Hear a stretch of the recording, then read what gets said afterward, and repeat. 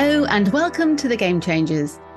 I'm Sue Anstis, and this is the podcast where you'll hear from trailblazing women in sport, exploring their stories as we consider wider issues around equality in sport and beyond. I'd like to start with a big thank you to our partners Sport England, who support The Game Changers through a National Lottery Award.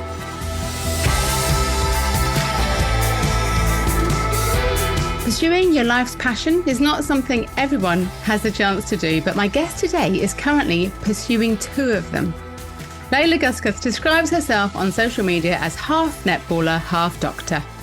Co-captain for the England side at this summer's World Cup, Layla now has both silver and bronze World Cup medals. Layla's played for a number of Super League teams in the UK and overseas in Australia and has captained both Mavericks and Thunderbirds. In 2016, Layla qualified as a doctor and somehow has managed to balance both of those incredible careers. So Layla, it's been a pretty incredible summer, as I say, for you, with both a World Cup and a wedding. So firstly, huge congratulations on both of those things. I hope you're able to enjoy a little bit of downtime since then. Yeah, thanks so much. I mean, I now in retrospect realise it was insane to plan a wedding 4 weeks after a World Cup. And at the time I thought, it would be really easy. And then as soon as I landed back from South Africa, I thought, what have I done? But yeah, a really amazing summer. And I feel like I've been just on a roller coaster for the past few months. So it has been nice to have a little bit of downtime and a bit of normality. You deserve it, I think. You deserve it. If I can start just by taking you back to those, your early years, as it were. So a little bit about a family life and where you grew up too. Yeah, so I grew up in Birmingham, just me and my mum at home. But I have a brilliant dad who's probably one of the biggest netball fans out there now. So always had a really good relationship with him. And yeah, I grew up there and started playing netball when I just tipped into secondary school. And so I went to one of the grammar schools in Birmingham, which was really big on sport, thankfully, and had an amazing PE teacher who loved sport, loved everything about girls playing sport. And so, yeah, I grew up there, had a lot of family around, a lot of older cousins, a lot of older cousins who I'd race against. And I think that helped develop a bit of the competitive spirit in me. That's lovely. It must have been lovely to be back in Birmingham for the Commonwealth Games then last year. Yeah, it was amazing. And actually, one of my old maths teachers came to watch one of the games, and one of my old school friends was volunteering and that kind of thing. So it was really cool to see.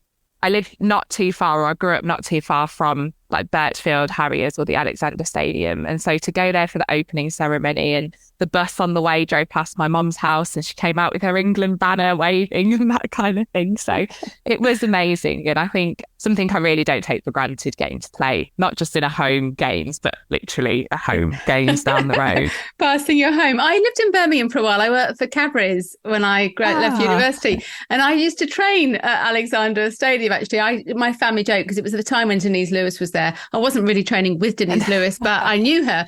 But was track and field ever an option for you too, being so close to the stadium as well? Yeah, I did love athletics. And when I was in primary school, they used to have these like summer holiday camps that I used to get shoved down to really during the summer holidays. And I do remember at school doing athletics. And I remember the day I had my under 17s, probably England trials was the same day as there was quite a big national athletics tournament. And at the time I thought, I love netball. I get to play with all my friends. It's so fun. So I went along to that instead of going to the athletics tournament. And I remember at the time my dad being like, I think you should go to the athletics tournament instead. But, you know, it's worked out in the end. It's funny, isn't it? It's almost those sliding doors moments if you just don't know. A decision at that age might have taken you down a different path too. Yeah, absolutely. And you're clearly tall. You're 6 foot. I think you're 6 foot, aren't you? Yeah, and half an inch. And that's very important. That's very important. Half. Yeah. But were you tall? Kind of growing up, were you much taller than the rest of the girls in school? Was that ever an issue for you, or were you happy being a tall girl at school? So I had a big growth spurt when I was in secondary school. And the other day I was back at my mum's house and looking at my primary school photos, and I was halfway down the pack there, but I really did have a massive growth spurt in school. And Yeah, I guess it was something that I probably was quite self-conscious about when I was younger in terms of finding kind of clothes that fit. I don't think, we didn't have tall ranges and things like there's a bit more accessibility now, but being taller than everybody else was quite a strange thing. But I do think that sport really helped with that because I think very quickly I started to see the benefit of being tall within my sport and realizing it was a positive thing in that regard, and that really helped. Yeah, and to celebrate, isn't it? I think I was the other way around. I was very tall when I got to secondary school, and then when I've gone back, and I didn't have a growth spurt, and when I've gone back, people are like, "Oh, you're not really that tall, are you?" But I think people thought of me as tall when I got there. So yeah, a different way. But you started out as a shooter, and then made that change. So when did that transition occur, as it were? Very, very quickly when I think everyone realised I was rubbish at shooting. But it was all to do with my PE teacher. And, I've spoken a bit about her previously because I think you only realise retrospectively what an impact people have had on your life. And this teacher, her name was Caroline Key, and she was my PE teacher in year 7. And then really sadly at the start of year 8, she developed brain tumour and she passed away. But she, even in that short year span, she just had such an impact on my love for netball. And she's the one who came up to me. One of my really good friends speaks about it often because she was the goal defence of the school team. And one day Miss Key said to her, "I'm afraid you're going to have to give up your bib. You're going to have to go and play somewhere else." And she came up to me and she was just like, "I think you'll be a really great defender." And I said, "Oh, I shoot. That's what I do." And she said, "No, I think you could be incredible as a goal defence." And she gave me the phone number of a local club where I then started playing. And then I just became a defender after that. And, she had good vision, I think, because I don't think I could cope with the pressure of being a shooter. And yeah, she had a massive impact on me and almost just directed that path. Yeah, that's so interesting. She's saying, and also to acknowledge, I hear a lot about PE teachers talking to, elite women in sport now, but I think just generally sometimes not given enough credit across sport, across all grade groups that they're doing. So yeah, nice to give them a shout out too. Your career in the Super League began at Loughborough Lightning, I think back in 2009. So how old were you when you got there? Oh, how old would I been? 17? Yeah, 16, 17.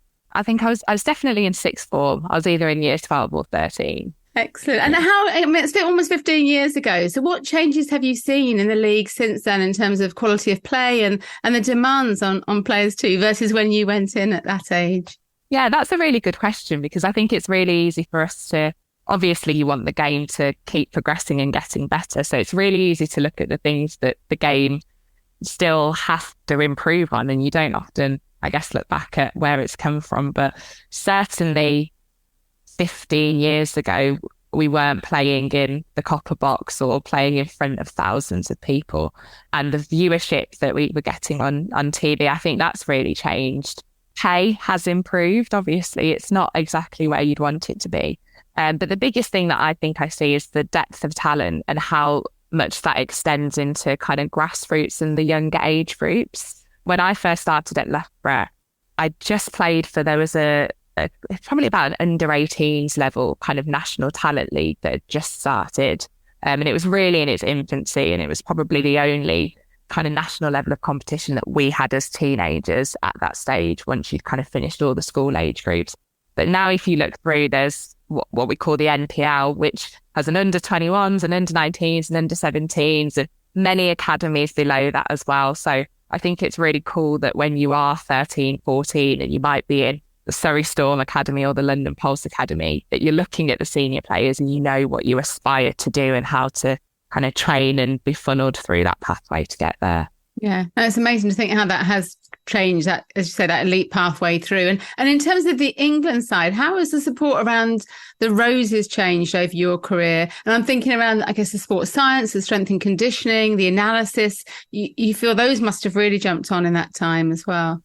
Yeah, hugely. And I think there was probably one moment of really significant change around 2015, 16, where Tracy Neville was the head coach at the time, and it's Sarah Symington as the performance director, and they introduced a full-time national England programme where, players were being paid to be full-time netballers based in Loughborough with full-time access to strength and conditioning, nutrition, performance lifestyle, performance psychology, coaching, and then all the kind of international competition that went alongside with it. That transitioned from being kind of monthly camps, maybe, was what was happening at the time. So you get monthly hookings with the England team, and then you train within your regions. But everyone was still trying to balance full-time work with that. And so it was quite difficult to be able to train to the same standard as you can do in a full-time program. So yeah, there's been a huge difference in what you can do now being part of the England program. You can really be a full-time netballer and you can focus on that. Yeah, exactly. I'm going to come on to ask you about that and how you've balanced that with your other career. But just following through your path of playing in teams, you then went to play at Mavericks for 5 years and part of a team that won the Super League and the grand final. And in fact, you're a player of that match too. So when you look back now, what are your memories of Mavericks time? I have the fondest memories of Mavericks. And whenever I look back, I always just think it's really crazy in sport that I think when you get older, you remember things that at the time you don't realise they're special. And you look back and you think, oh, that was actually really amazing. And at the time, I just had no idea that it was such a kind of monumental time in my career. But yeah, the team I played with when I first went to Mavericks had so much experience. So I had Karen Atkinson, who was England captain at the time and just one of the most hard-working netballers you could ever meet in your life. And then I had a head coach called Maggie Jackson, who was, you know, the type of coach that came in a suit. She had this notebook that she'd be scribbling away at, and she wasn't afraid to tell you the truth. And so I had such a big developmental year in that year. And I really learned a lot about kind of team culture and how you can gel 17-year-olds at the beginning of their career and people in their mid-30s who are, you know, on the big England stage with 100 caps, and how you can bring that all together to form a really good culture that challenges each other, but is still kind and still a family. And so when I look back on that whole campaign, I think I learned so much about how I wanted to be as an athlete and some of the kind of standards that I wanted to have within my own career. But it was also really great to just win. Forget that, yeah. And I think you think when you win, and you're in like this second, you're like, oh, this is going to happen all the time. And I remember everybody being really emotional and crying. I was, why are they crying? And then you realise when you've then not won another title for ages, oh, that was actually really good. Yeah, I wish I had cried then. It was really good.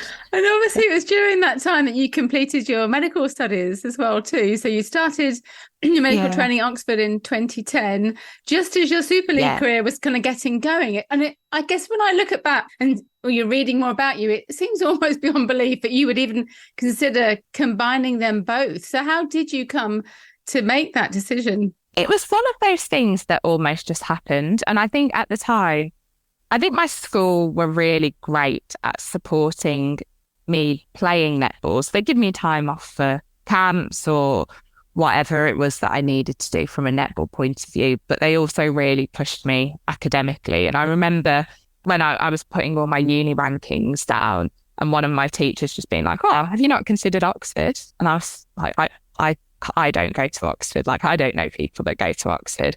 And she was like, no, I really think you can do that. And, you know, I felt like they really supported both sides. And I came from a family where, you know, my dad was very keen on sport, but also really keen on education as well. And so it just felt like something that went hand in hand for me.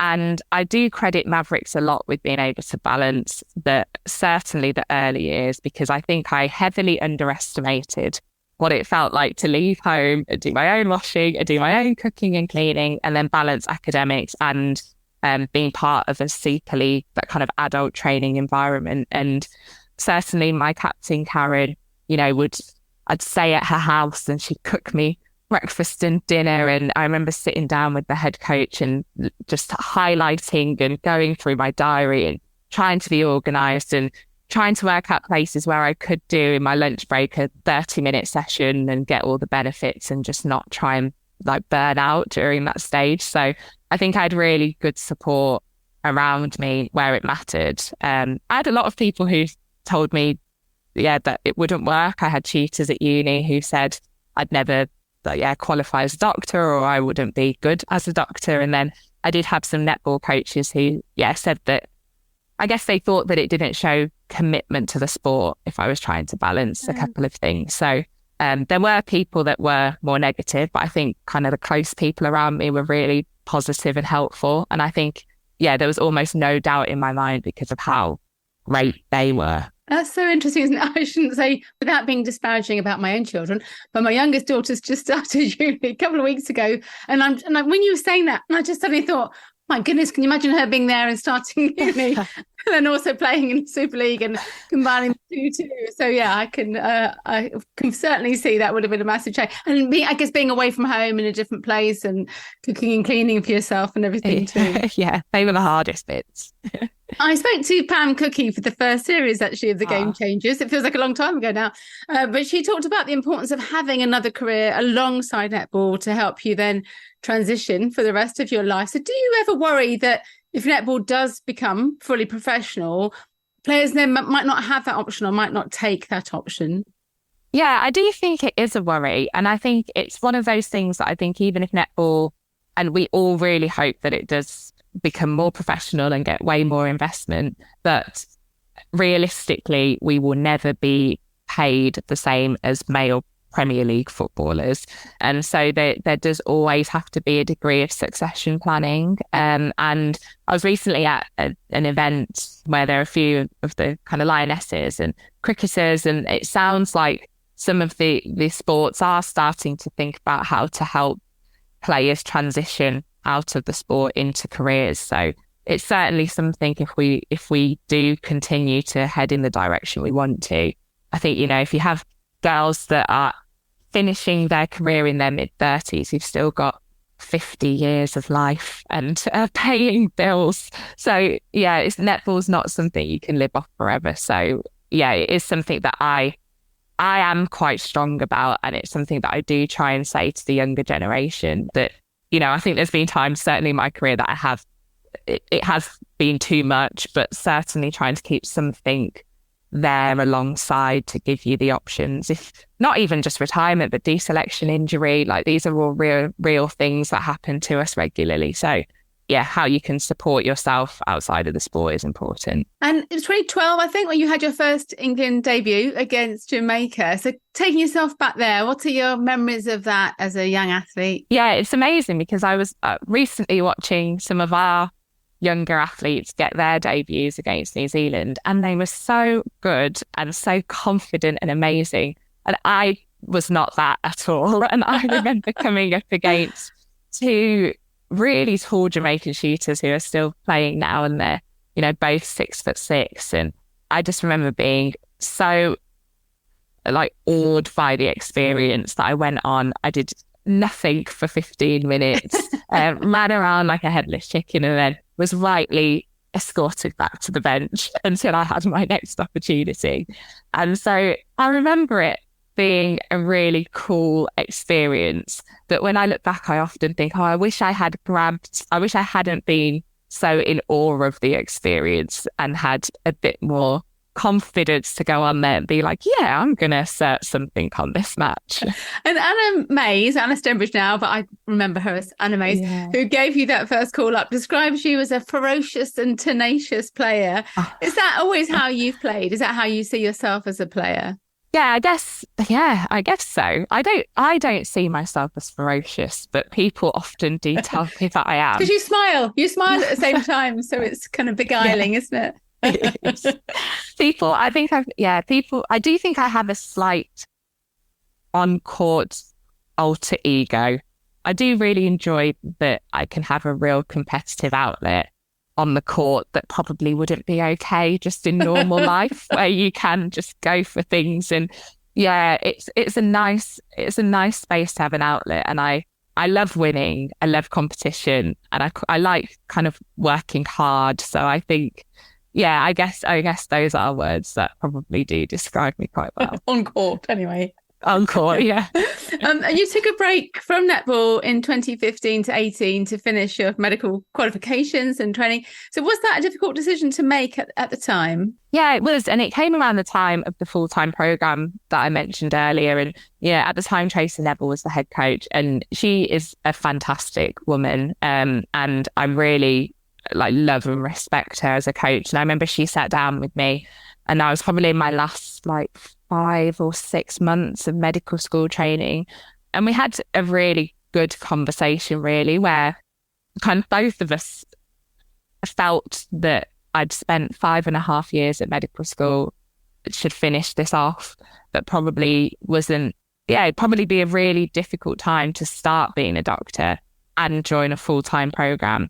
And that, it seemed like the right time to see how life felt being a doctor, see if that's the avenue I wanted to go along. And she made it really clear at the time that the door would always be open, which was very, very nice of her.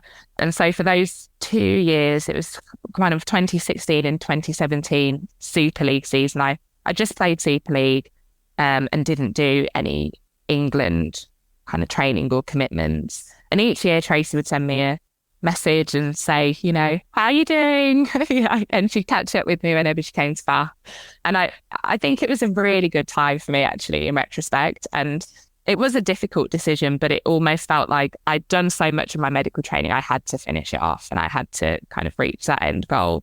But it certainly made me appreciate, when I came back into the England fold, a lot more just of the whole environment. And it made me more certain with what I wanted to achieve in that environment. And it gave me a lot more focus, I think, than I had when I exited the programme. That's good. And it's so good to hear, isn't that, of Tracy and Anna before her, but respecting you as a human being and the whole of your life. And I think that we see a lot of that across netball, which is, you can hope as professionalism and more funding comes in, that doesn't change. But that is really to be celebrated, isn't it? That you are whole athletes and people, not just, performers on court.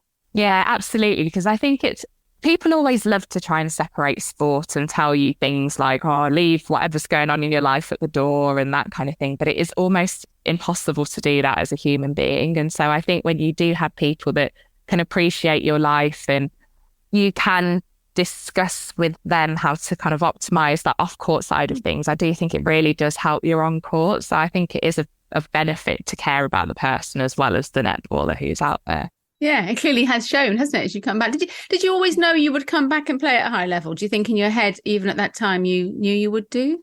Yeah, I think to some extent, but I do remember one particular time where I was on a night shift and I was thinking, I need to go back and play some netball. I was just sat there thinking, I need to do that just to be sure, I guess, that I had achieved what I could achieve. And I kind of went back in with the attitude that if I don't make it, I don't make a team, or I don't get to go to a major championship, I'm okay with that as long as I've tried to do it. And I think I just felt quite unsatisfied with not even really making an attempt to try and play at the highest level I could do. So I think I always knew in a way that there was something unfinished there.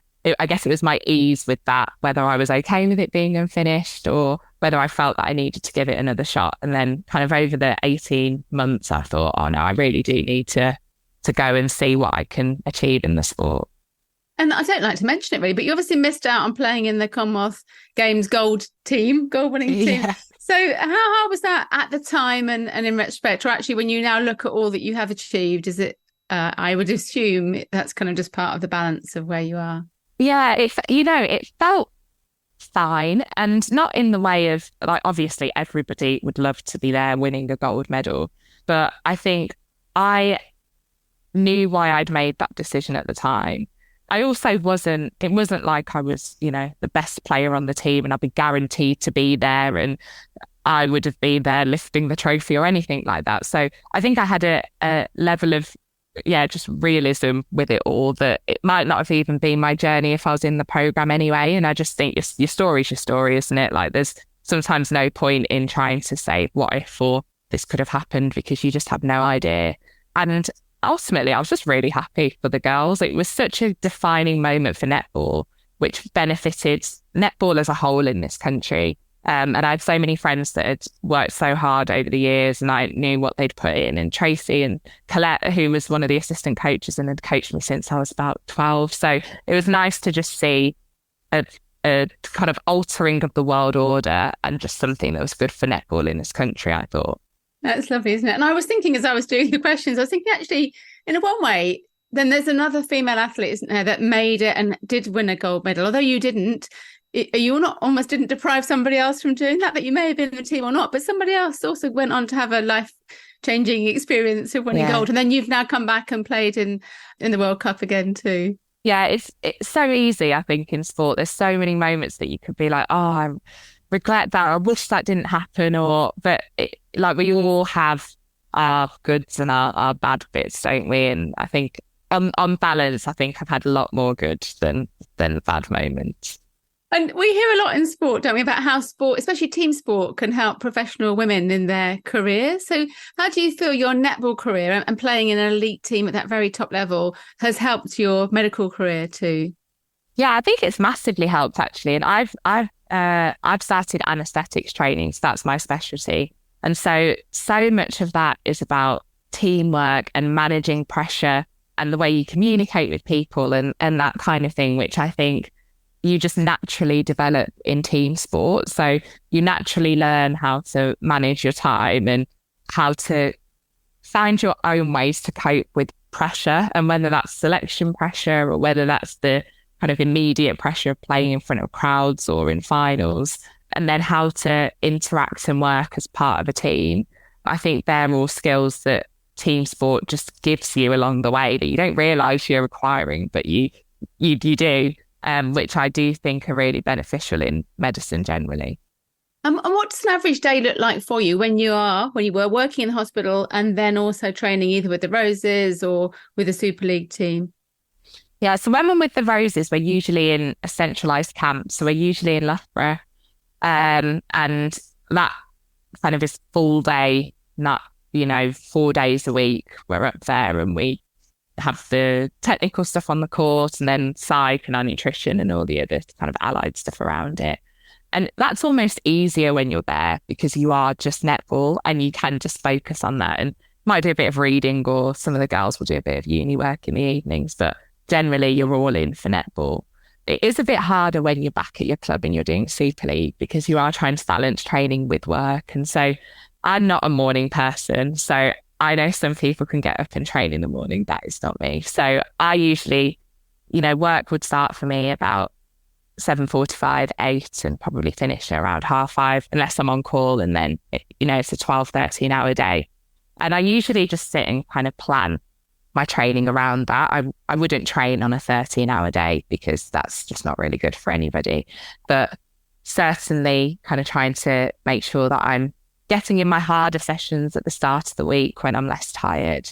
Super League training, that would often be in the evenings because most girls who are playing Super League and not in the England programme will also have full-time jobs. So you're not alone really when you're turning up at 7 o'clock to train. A lot of people have been teaching, running after kids all day or something like that. So you do just learn how to balance it all. But the days can be quite long and you are sometimes, leaving at 6:30 and getting back at 10:30, 11 from training in the evening. Wow. Get up and do it all again the next day. Yeah. And you mentioned that you moved to Bath, to play at Bath, where you were Coaches Player of the Year in 2017 and 18. And then you went to play for the Adelaide Thunderbirds in the Suncorp Super Netball. So how much did you enjoy playing and living in Australia? Yeah, it was really cool. And I almost had a mixed time in Adelaide because the first season I was there was incredible. And it was really good being part of a full-time training environment like that. It was really good being by the beach and having sunshine all the time, which was really nice. But in a way, I couldn't work out there through visa restrictions and so on. And so in a way, it almost took that away from you. And that initially was quite nice, actually, because you do just focus on one thing. It was a bit of a change for me, which was quite a nice change. It was towards the end of that season that I ruptured my Achilles and the pandemic began a few months later. So the second season I had there was a bit of a different season. And although it was still really enjoyable, rehab is a really awful, frustrating thing. The pandemic was obviously an awful thing for all of us. And so it was just a bit of a different environment in my second year, but still a really awesome experience, which I learned a huge amount from. And just the intensity and the professionalism of the league, and like for yourself as an individual player, was something that I was really glad I got to experience. I was just going to ask about your Achilles then. Is that harder or better in terms of your medical background when you're trying to do your rehab? And how important it is, but is that better or worse as a doctor? I think worse in a way. And I think I just found it so frustrating. And I'd had a major injury before in 2011. I'd injured my knee, but then I was really young and just kind of went with it and it was just fine. Whereas this time I just felt really frustrated the whole time through the rehab. And Achilles rehab is generally really annoying because you can't wait there for a period of time and then you're in a boot for ages and it just is a really slow rehab process. And so I think, I guess the medical side of me, I just wanted everything to be so much quicker than it actually was. And then you find yourself reading stuff all the time and trying to work out what the best way to do things are. And sometimes you just have to give responsibility to the people that actually know, which isn't me at all, and your physios and your medical team to be able to get you back on court. I was going to mention about, obviously, fantastic that you went to Australia, and it clearly is an amazing opportunity for athletes that go out there, but it obviously doesn't help the Super League at home and home fans when we lose some of our greatest players to the Australian League. And I'm thinking obviously of you, but Joe Hart and Helen Housby, more recently Ellie Carbwell, Frank Williams, etc. potentially. So does it? Sorry, oops. But does it? Spoiler alert. Does it frustrate you that we can't keep all of those players in England with professional contracts, or actually, is there a bigger picture of it's just great for netball that they're playing wherever they're playing? Yeah, it's. That's a really good question. And I think the ideal, I think, would be for if all the leagues, the Australian League, the New Zealand League, our league, to have the money to allow kind of more flux between the top players, let's say, because I think the challenge is, I think it is an awesome experience individually. And I don't think you'd want to take that away from people. And I know maybe about a decade ago, there was a restriction on England players going and playing abroad. And I think it brings so much to our game to be able to play in a professional environment. And then often players do come back. So like Nat Metcalf has come back. Serena Guthrie came back. Yeah. And so players do, Amma came back. And so we'll bring the knowledge and the experience to try and elevate our game. But as you say, it does mean that fans here don't get to see the best players in the league. And so an ideal would be if we could compete with the Australian League. And so even if we did have players going overseas, we had more of the top players coming into our league, and it just created kind of a more equal system. And obviously we've seen this huge growth in women's football and other professional sports. You mentioned meeting athletes at events from cricket and other team sports. And yet for netball, we're still not quite seeing those numbers. They've improved, but not to that level and investment. So as you sit there as a player and you've been through that journey, haven't you, over the last 15 years, are you confident that we are getting nearer to that time when we'll have more investment and professionalism in netball? Yeah, I hope so. I think there's a number of factors some factors that netball can't control, such as the fact that we're not linked to a high profile male game. So there's not the knowledge already of the sport. So a lot of people know the rules of football and therefore find it easy to watch the Lionesses, who have done incredibly, but already have the knowledge of the game. Whereas netball, you're probably trying to reach fan bases that don't really know much about netball, haven't watched it before, don't really know the rules. And I think that is a challenge.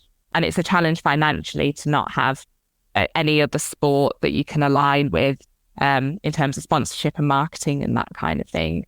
But I do think netball has a role in, trying to push itself out there a bit more. And I do think sometimes when I go to things, or I think, we should be putting ourselves out there more. Like we should be getting netballers at various things and events. And in papers or magazines, or just something to build the profile of the sport a bit more, because I think it has grown. And I think the thing about netball, it has a great fan base, incredible fan base, in fact. But in order for it to grow, it needs to, like, the popularity needs to exceed the fan base even more so. It needs to attract people who don't know the sport or love the sport already. Yeah, I'm with you. I'm frustrated, but I'm excited for the future. But it's frustrating too, isn't it? There's been lots of talk recently about sportswear for women and girls in a really positive way in the last couple of years or so. I'm interested in your thoughts on netball dresses and whether you feel they might be off-putting for some women and girls.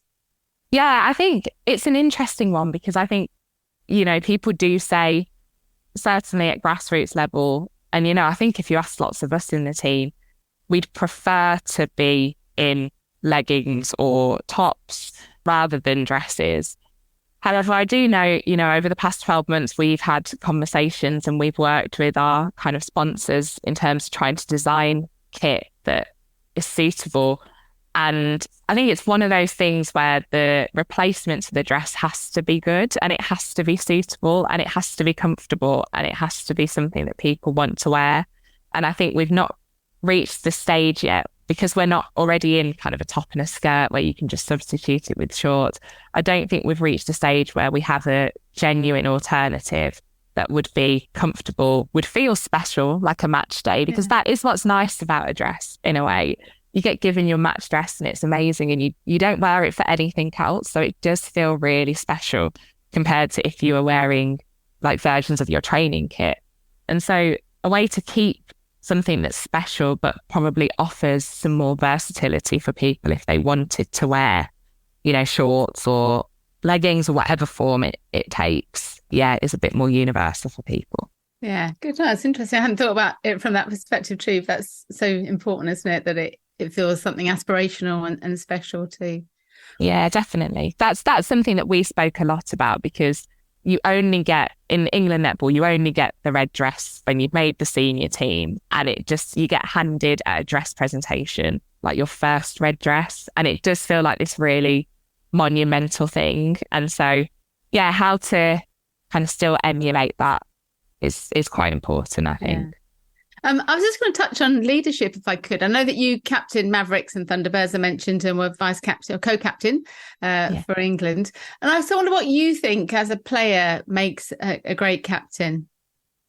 Yeah, good question. I have always kind of in my leadership tried to lead by example, and that's something that I certainly look for in leaders, to be able to kind of look at them and think, oh gosh, okay, they are, I don't know, killing themselves on that death test. They're dragging me up with them, and I want to do as well as them, to benefit their leadership. And so I think being able to listen to your group, being able to represent your team, I think is really important. I often see myself as a bit more of a player's captain, which, I don't know if that's always a good thing, but I do like to really represent and stand up for the players. But certainly, someone who leads by example. And, Jade Clark, who's got billions of caps for us, is an example of that. Someone who's quite quietly spoken and very modest, but leads by example. And therefore, to me, is one of the best leaders I played with because of that. Yeah, she's incredible, isn't she? Incredible. I was going to ask if you had been, we talk about that professionalism of netball. I wonder if netball had been a fully professional career and you'd had to choose between your medical career and being a professional netballer, what decision would you have made, do you think? Yeah. No, it's interesting, because I think it would really depend on what professional looks like. And so if I look at, I don't know, some of the football, the Women's Super League teams, if I look in Australia at the Suncorp League, I probably would have gone along the netball route more so. But I still would have done a bit of study and a few other things for sure. Just I think to keep your brain working a bit sometimes, and also to give you some perspective outside of the sport, which is so hard to find sometimes. But something that is just yours and outside the sport is nice. But I think, if there had been an opportunity for it to be a model like those kind of structures, then I would have gone along the sport avenue, because I think it is such a short-lived thing. You can only really do it until you're mid-30s, or unless you're incredible, like some of the girls in our team, it's into your early 40s. But even then, like your time is so short, whereas your working career is unfortunately a lot longer. So trying to, I would have given it more of a full-time shot, I think. And you say that keeping your mind active. So aside from being a doctor and international netballer, I hear that you play the piano and the flute too. Oh, so yeah. How important has that been to have something else that takes you away from the red dress and the scrubs, as it were? Yeah, it's good. I would say I don't think I've touched the flute in about a decade. All right. But it was the piano I do really enjoy playing. And it's really nice to just come home and be able to do something completely separate. Because I think one of the things that you find when you're training is that your enjoyment for exercise goes down quite a bit. And so it's funny, I'm on a kind of off period now and I'm loving running and exercising, but typically I would say that I see them as work rather than as something that's enjoyable. So it's nice to have something which really is just a hobby that you just do for fun. Yeah. And do you think in the future your love of sport and your approach to sport will combine with medicine? Is that what you see in the future? So I don't see myself as a sports medic because I think athletes are so demanding. So I don't see myself doing that. But I think for me, I see myself like still being involved in sport. And I think more so in a way of, and I'm starting to do a bit of work with the Players Association with this, but what we've kind of talked about a bit already, like the succession planning and just ensuring that people have just something outside of sport so that when it all finishes in whatever capacity it is, that there's something to move on to, and that, you know, all of the really intelligent girls that we have coming into the system get what they should get at the end of their career. And I think that's something that I'm quite passionate about. I think we can still be an amazing netballing nation and we can still have people in full-time professional contracts that still at the end of it have degrees or things that allow them to continue to be successful women in society. Brilliant. Yeah, absolutely. And I'm going to kind of close with a question that lots of people are asking, but what are your plans for next season? Oh, that's a very good question, Sue. I save that to the end. I think I might take a little bit of a break, but I'm still trying to weigh it all up at the moment. With a view to coming back again? With a view to coming back to England? Yeah. I think a view of coming back again. I think for me, certainly over the past 18 months, I've had numerous niggles, which are fine, but I've also, like, that's been compounded with a bit of, I'd say, netball burnout, where I've just lost a little bit of the enjoyment in playing. And I think for me, that's not a place that I've really been in before. I've always, loved the sport. I love training and, it's never been something that has been a chore for me to do. So I think now for me is probably a good time to take a bit of a break, have a bit of a refresher, do some nice things like learning to run 5Ks and then, just look to come back to the sport when I'm a bit more refreshed and therefore hopefully a better athlete, teammate, everything that I would want to be in an environment. Lovely. You can pick up the flute again, can't you? Start playing the flute again. Yeah. and just finally, what advice would you give to any young woman that's starting out on a netball career today? Good question. I think there's a couple of things. So I think the first thing would be to just enjoy the processes of it all and to enjoy each of the moments, because as I said before, kind of with winning that Mavericks trophy, you don't really realise that might be the only time that you win a trophy. And so to really enjoy and celebrate your successes along the way. And then probably something I've always thought about is just kind of striving for my own personal excellence. So it's, whatever you do, just try and do it to the best of your ability. And whether that is that you can only fit in a 20-minute session after school or something, just do it really well and do everything you do to the best of your ability to get where you want to be at the end.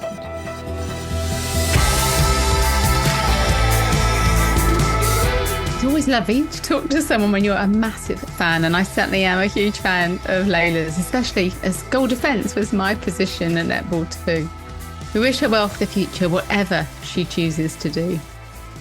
If you enjoyed the podcast, there are over 160 episodes featuring conversations with women's sport trailblazers that are free to listen to on all podcast platforms or at fearlesswomen.co.uk. My previous guests include elite athletes, broadcasters, coaches, administrators, scientists, and CEOs from a vast range of sports. If you'd like to hear more from those involved in netball, I've spoken to Pamela Cookie, Serena Guthrie, Jo Adams and Liz Nichol. The whole of my book, Game On, The Unstoppable Rise of Women's Sport, is also free to listen to on the podcast. Every episode of Series 13 is me reading a chapter of the book. Thank you again to Sport England for backing the Game Changers through a National Lottery Award, and also to Sam Walker at What Goes On Media, who does such a brilliant job as our executive producer. Thank you also to my colleague at Fearless Women, Kate Hannon.